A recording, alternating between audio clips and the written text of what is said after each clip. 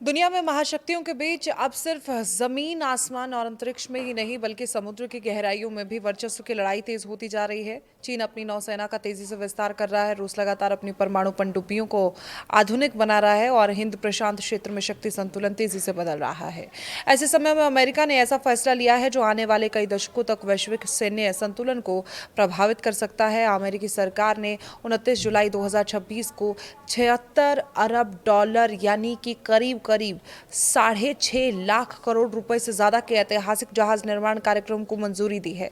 ये केवल नए जहाज बनाने का फैसला नहीं है बल्कि अमेरिका के समुद्री प्रभुत्व, परमाणु प्रतिरोध और चीन रूस को रणनीतिक संदेश देने की दिशा में एक बड़ा कदम माना जा रहा है।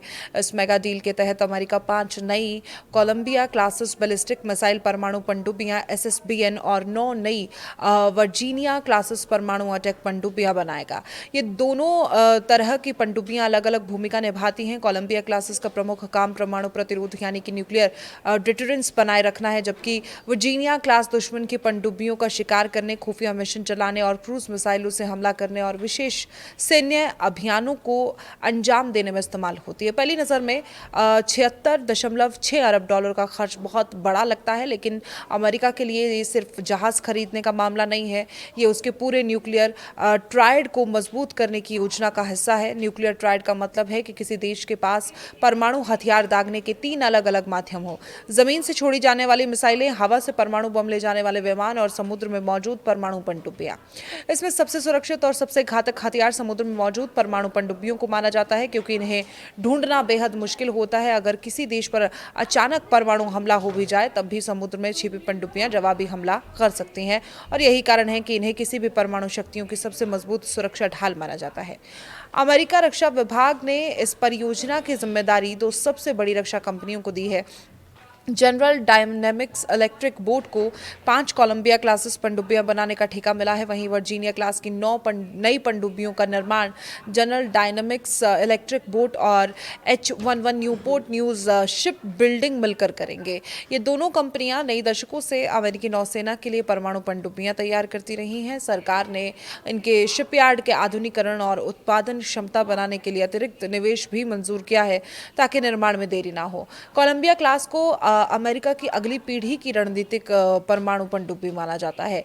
ये वर्तमान ओहियो क्लास पनडुब्बियों की जगह लेगी, जो पिछले कई दशकों से अमेरिका की परमाणु सुरक्षा की रीढ़ की हड्डी रही है। कोलंबिया क्लास में अत्याधुनिक परमाणु रिएक्टर होगा, जिसे पूरी सेवा अवधि में दोबारा ईंधन भरने की जरूरत नहीं पड़ेगी, और इसका मतलब यह है कि लंबे समय तक समुद्र में रह सकते हैं और दुश्मन की नजरों से बचकर काम कर सकती है। इन पनडुब्बियों में बैलिस्टिक मिसाइलें तैनात होंगी, जो हजारों किलोमीटर दूर तक परमाणु हमला करने में सक्षम होगी। इन्हें इस तरह से डिजाइन किया गया है कि बेहद शांत रहें ये, और आधुनिक सोनार सिस्टम भी इन्हें आसानी से पकड़ ना सके। इसलिए इन्हें अमेरिका के भविष्य के परमाणु प्रतिरोध की सबसे महत्वपूर्ण ताकत माना जाता रहा। अगर कोलंबिया क्लास अमेरिका की परमाणु ढाल है, तो वर्जीनिया क्लास उसकी समुद्री तलवार है, और ये पनडुब्बी दुश्मन की युद्धपोतों, पनडुब्बियों और तटीय ठिकानों पर हमला करने के लिए बनाई गई है।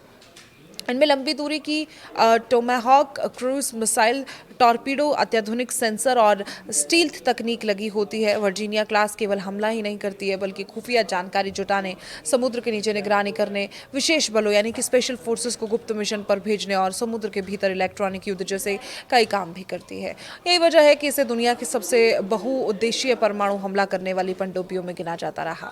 अमेरिका नौसेना ने के पास फिलहाल 26 वर्जीनिया क्लास परमाणु हमला करने वाली पनडुब्बियां सक्रिय सेवा में है। इसके अलावा इस नए अनुबंध के बाद 23 और वर्जीनिया क्लास पनडुब्बियां निर्माणाधीन या स्वीकृत हो चुके हैं। वहीं दूसरी तरफ कोलंबिया क्लास के लिए अब तक 7 पनडुब्बियों के निर्माण को मंजूरी मिल चुकी है। जैसे जैसे ये तैयार होंगी, पुरानी ओयू क्लास पनडुब्बियां चरणबद्ध तरीके से सेवा से बाहर होती जाएंगी, और अमेरिका का ये फैसला ऐसे समय में आया है जब चीन दुनिया की सबसे तेजी से बढ़ती नौसेना बन चुका है। चीन लगातार नए विमान वाहक पोत, परमाणु पनडुब्बियां, मिसाइल विध्वंसक और आधुनिक युद्धपोत तैयार कर रहा है। दक्षिण चीन सागर, ताइवान जलडमरू मध्य और हिंद प्रशांत क्षेत्र में उसकी सैन्य गतिविधियां लगातार बढ़ रही हैं। दूसरी ओर रूस भी अपनी परमाणु पनडुब्बियों को आधुनिक बना रहा है, और यूक्रेन युद्ध के बावजूद रूस समुद्र आधारित परमाणु क्षमता को अपनी रणनीति का महत्वपूर्ण हिस्सा मानता है, और ऐसे में अमेरिका नहीं चाहता कि समुद्र में उसकी बढ़त कम हो। अमेरिका की नई पनडुब्बियां सिर्फ अटलांटिक महासागर तक सीमित नहीं रहेंगी, इनकी बड़ी भूमिका हिंद प्रशांत क्षेत्र में होगी, जहां चीन का प्रभाव तेजी से बढ़ रहा है। अमेरिका पहले से ही जापान, ऑस्ट्रेलिया, दक्षिण कोरिया और फिलीपींस जैसे देशों के साथ अपनी सैन्य साझेदारी मजबूत कर रहा है। वहीं AU के US समझौते के तहत तहत ऑस्ट्रेलिया को भी परमाणु पनडुब्बी तकनीक दी जा रही है। ऐसे में अमेरिका का ये निवेश पूरे इंडो पैसिफिक क्षेत्र में उसकी सैन्य मौजूदगी को मजबूत करेगा। भारत सीधे तौर पर इस परियोजना का हिस्सा नहीं है, लेकिन इसका रणनीतिक असर भारत पर भी पड़ेगा। हिंद महासागर में चीन की बढ़ती नौसैनिक गतिविधियों के बीच अमेरिका की मजबूत समुद्री मौजूदगी भारत के लिए संतुलन बनाने में मददगार हो सकती है। भारत पहले से अमेरिका, जापान और ऑस्ट्रेलिया के साथ क्वेट जैसे मंचों पर सहयोग कर रहा है। समुद्री सुरक्षा, नौसैनिक अभ्यास और हिंद प्रशांत में मुक्त समुद्री मार्ग बनाए रखने जैसे मुद्दों पर दोनों देशों के हित काफी हद तक समान है।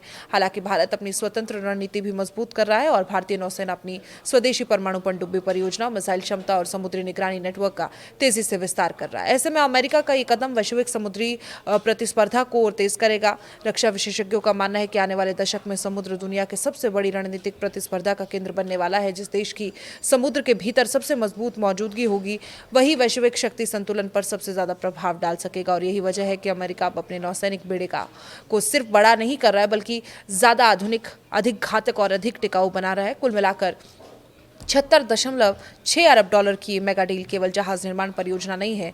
ये अमेरिका की दीर्घकालिक सैन्य रणनीति, परमाणु सुरक्षा, चीन और रूस के बढ़ते प्रभाव का जवाब और हिंद प्रशांत से लेकर अटलांटिक तक समुद्र प्रभुत्व बनाए रखने की व्यापक योजना का हिस्सा है। आने वाले सालों में कोलंबिया क्लास और वर्जीनिया क्लास पनडुब्बियां अमेरिकी नौसेना की सबसे बड़ी ताकत बनेगी और वैश्विक सुरक्षा समीकरणों पर उनका सीधा असर देखने को मिलेगा।